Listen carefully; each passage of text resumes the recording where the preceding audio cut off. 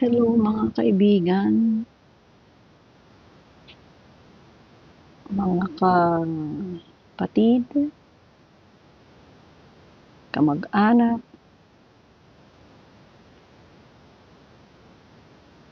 at kapwa. Narito po tayong muli sa paglilingkod sa Diyos. Paglilingkod sa Diyos pero pagmamahal ng Diyos sa atin.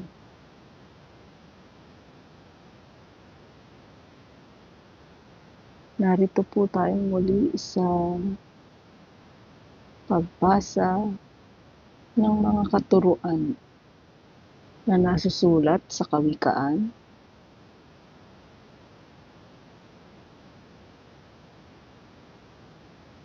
ang unang-una pong parte ng Kawikaan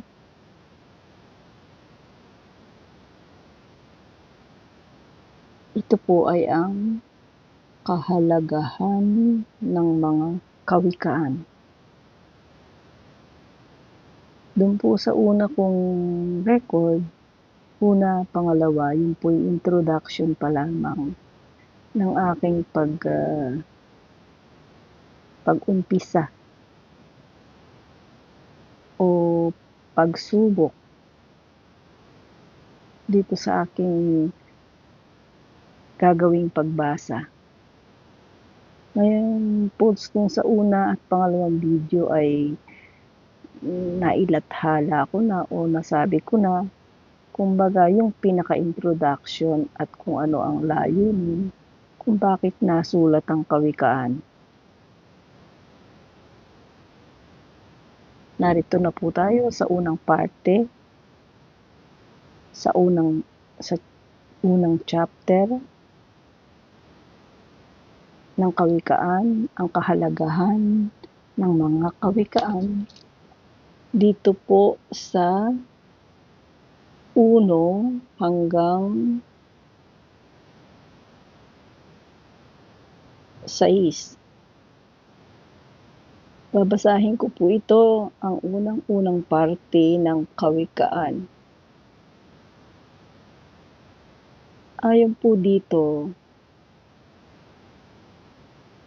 ang mga kawikaan ni Haring Solomon na anak ni David at naging hari ng Israel.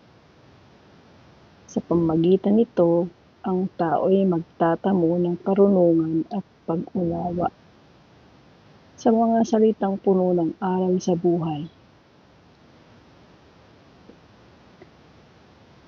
Itinuturo nito ang matuwid na paraan ng pamumuhay, katuwiran, katarungan, at katapatan. Mabibigyan ito ng talino ang mga walang karanasan, at ang mga kabata ay matuturuang magpasya ng tumpak. Sa pamagitan po nito, ang matalino'y lalong tatalino at magiging dalubhasa ang kakaunti ang kaalaman. Sa gayon, lubos nilang mauunawaan ang mga kawikaan. Gayon din ang bugtong ng mga pantas. Yan po ang unang bahagi talaga ng kawikaan 1